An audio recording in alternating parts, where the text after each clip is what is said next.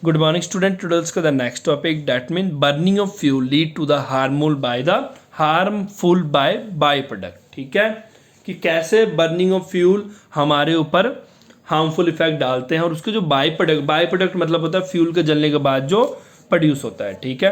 The contamination of environment that causes instability disorder and harm to our ecosystem is called pollution. ठीक है बेटा. Contamination का मतलब क्या होता है? अगर कोई भी चीज़ हमारे इन्वायरमेंट में जल रहा है, हमारे घर में या हमारे गाड़ियों से, अगर वो हमारे आसपास के एयर को, वाटर को, मिट्टी को पल्यूट करे तो वो क्या कर रहा है? कंटैमिनेटेड कर रहा है. ठीक है बेटा. मतलब खराब कर रहा है. ठीक है. और इसी चीज को बोलते हैं pollution. Carbon dioxide is release when a fuel burned which lead to the global warming.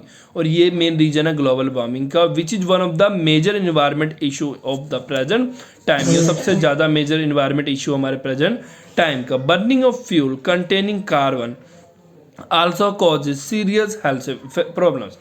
जो फ्यूल बर्न होता है वो बर्निंग फ्यूल कंटेनिंग कार्बन, जब फ्यूल बर्न होता है उसमें भी कार्बन होता है जो हमारे लिए सीरियस हेल्थ इश्यूज क्रिएट कर सकते हैं. When the fuel is burned the unburned मतलब जब फ्यूल जलता है तो जो देखो जब भी फ्यूल जलता है जरूरी नहीं कि 100% फ्यूल जली जाए, कुछ ना कुछ चीज़ें बच जाता है. वो जो बच जाता है unburned particle of carbon remain suspending in atmosphere. जो बेटा पूरी तरह से नहीं जल पाता वो हमारे एटमोसफेयर में हवा में मिल के रह जाता है. और बाद में क्या होता है? हम उसी हवा में सांस लेते हैं, वो हमारे फेफड़े में जाता है और हमें क्या होता है? अलग अलग तरह की हवा वाली सांस लेने वाली बीमारी देते हैं. Asthma is the respiratory disease that cause become the common nowadays.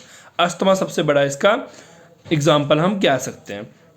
Sometime incomplete combustion take place due to the limited supply of oxygen. कुछ टाइम क्या होता है बेटा?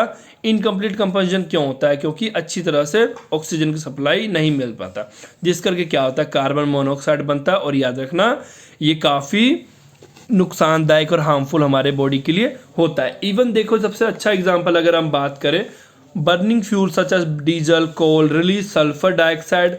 और ये क्या होता है बेटा? कुरेसिव इफेक्ट क्रिएट करता है और आल्सो सफोगेटिव इन नेचर होता है. जब भी जहाँ पे भी सल्फर बर्न होगा अगर उसके आसपास आप रहोगे, इसका सबसे अच्छा एग्जांपल देखो, जब भी दिवाली या तो जब भी पटाखे, दिवाली चलो मैं दिवाली का नाम नहीं ले लूँगा, जब भी पटाखे जलते हैं चाहे कहीं भी जलते हैं, आप अगर वहाँ के आसपास खड़े हो तो आपको देखना एक आपको सांस लेने में प्रॉब्लम होगी और सफोगेशन टाइप होगा.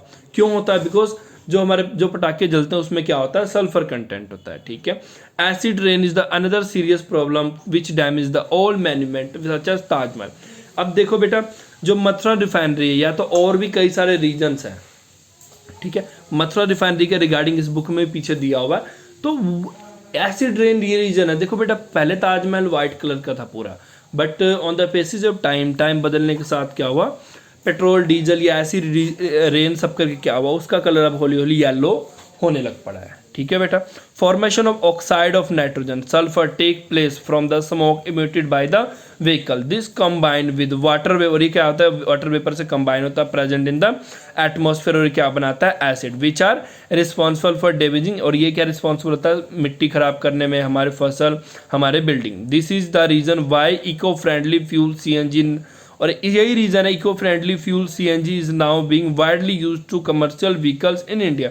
यही रीजन है कि हम CNG यूज करते हैं हमारे व्हीकल्स में, बिकॉज ये काफ़ी कम क्या, ये हार्मफुल ना के बराबर पहुंचाता है हमारे इन्वायरमेंट को. CNG जो है the by product combustion of CNG. जो बेटा बाई प्रोडक्ट होता है CNG जलने के बाद वो क्या प्रोड्यूस होता है? वाटर.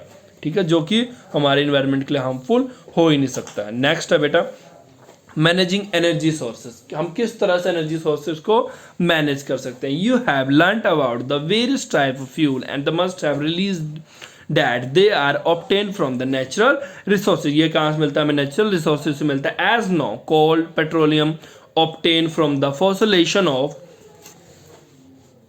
Dead plants. आपको पता ना कोयला कहाँ से मिलता है? जब लाखों साल पहले क्या हुआ थे, जो भूकंप या किसी रीजन से जो पेड़ पौधे जमीन के अंदर चल गए थे वो आज किस में बदल गए हैं, कोयला में। ठीक है। The earth natural resources are shrinking day by day due to the several reason. जो हमारे अर्थ के अंदर जो रिसोर्सेज है वो डे बाय डे खत्म हो जा रहा है। उसका रीज़न क्या है बेटा, जब कंट्री डेवलप होता है तो वो काफ़ी ज़्यादा अमाउंट में हर चीज़ का यूज़ करता है।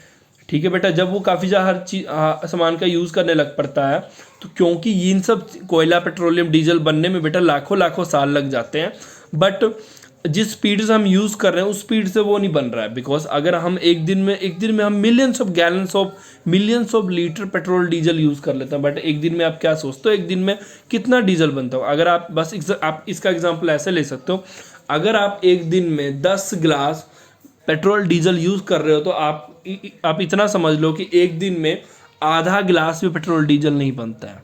यानी कि 10 चम्मच 20 चम्मच, चम्मच पता है ना, स्पून, उतना पेट्रोल डीजल भी नहीं एक दिन में बनता है। अगर आप 100 गिलास पेट्रोल डीजल यूज़ कर रहे हो तो आधा गिलास पेट्रोल डीजल एक दिन में बनता होगा, वो भी अर्थ क्रस्ट के अंदर। वो भी हो सकता है, ठीक है, वो इसका प्रूफ नहीं है।